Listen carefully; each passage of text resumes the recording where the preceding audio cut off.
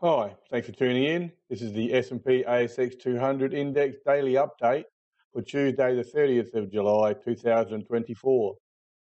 I'm recording this early tonight, considerably earlier than normal. The market's only just closed, volumes will not yet be finalised and will increase to some degree. Although it's 20 minutes since the close and volumes haven't increased as much as I expected so far, so we'll see.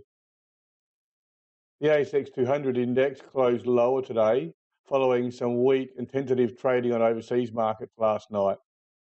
The market moved down from the open and tested the lows of the range for strength. That's the lows of this range here. And reasonable strength was found and was confirmed. Sufficient buying support came in to allow price to recover somewhat throughout the day and eventually close adjacent to where buying has been seen previously, in here.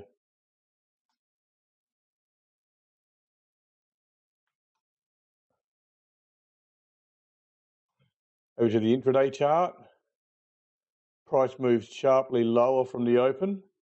That's pretty obvious. Mostly in response to some weakness on overseas markets. The market then traded in absorption mode for the rest of the day, effectively attempting to absorb or buy the weakness being drawn out. And the market did a pretty good job overall to cut the initial losses quite considerably. And you can see that pretty clearly.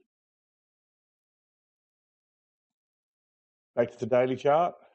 Spread was wide today, well above the average, showing the volatility in today's trading and the more recent trading as well. We've had quite a few days where spread has been wider than average. The close was well off the day's low, clearly showing the buying support which emerged and helped to support the market today. Volume's about average right now, so it's not low and will increase to some degree, but it may not increase as much as I expect, looking at what's happened so far. The recent volatility has been ongoing and may continue for some time. The local market can only really roll with the punches, so to speak, when the volatility comes from overseas.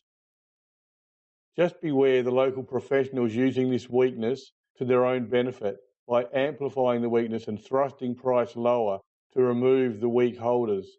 And you see that quite a bit, like price thrusting lower only to recover almost immediately, and price thrusting lower today and recovering back above the mid-bar to close in the top half of this bar. Overall, the majority of recent buying support appears to still be held, which suggests there remains an underlying positive sentiment within the local market. That means the market doesn't really want to go lower. If it's forced to go lower, it'll do it, don't worry. But it doesn't really want to go lower. It's had opportunities to go lower and it's not taken them. That's just telling you and showing you on the chart the market doesn't want to go lower. So it has to roll with the punches, there's no doubt. And if the punches come and it's a real knockout punch, well, we'll go down with everybody else. But apart from that, we're reluctantly moving lower. We're not moving lower with any intent. At the close of trade, the local market finished 36.4 points lower. Thanks for your time. Back again tomorrow. See ya.